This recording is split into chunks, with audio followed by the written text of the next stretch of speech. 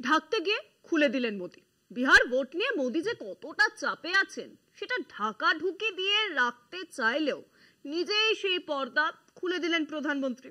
সোমবার রাজধানীতে সাংসদদের জন্য নির্মিত আবাসনের উদ্বোধনী অনুষ্ঠানে প্রধানমন্ত্রী নরেন্দ্র মোদি বুঝিয়ে দিলেন বিহার ভোটের কথা তিনি ভুলতেই পারছেন না। কি হয়েছে ঠিক, কি বলেছেন প্রধানমন্ত্রী দেখুন। দিল্লিতে সংসদ সদস্যদের জন্য বহুতল আবাসনের উদ্বোধন করেন প্রধানমন্ত্রী নরেন্দ্র মোদী। বাবা খড়গ সিং মার্গে 4 টাওয়ারে মোট 184টি ফ্ল্যাট সম্বলিত এই আবাসনের আনুষ্ঠানিক উদ্বোধনের পর সংক্ষিপ্ত বক্তব্য রাখেন মোদী। কৃষ্ণা, গোদাবরী, হুগলি ও কোশি দেশের 4 প্রান্তের 4 নদীর নামে নামকরণ করা হয় আবাসনের টাওয়ারগুলির।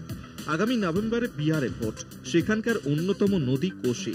স্বভাবতই ভোটমুখী বিহারের কথা মনে রেখেই কি ওই নামকরণ? বিরোধীদের কাছে এই কৌতূহল অনিবার্য।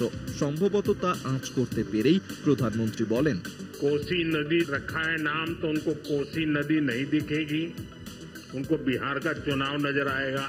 तो ऐसे छोटे मन के लोग जो होते हैं उनकी परेशानियों के बीच भी मैं जरूर कहूंगा कि नदियों के नामों की परंपरा देश की एकता के सूत्र में हमें बांधती है। ভোটের আগে ঘন ঘন বিহার সফরে যাচ্ছেন মোদী। বস্তুত শুরু করে দিয়েছেন ভোট প্রচার। পাছে বিরোধীরা নামকরণ নিয়ে তাঁকে ভোট রাজনীতির অভিযোগ করেন। তাই বিহারবাসীর ভাবাবেগ উস্কে দিতে কোশি প্রসঙ্গে ভোটের কথাও নিজেই তুলে দিলেন মোদী। কলকাতা টিভি।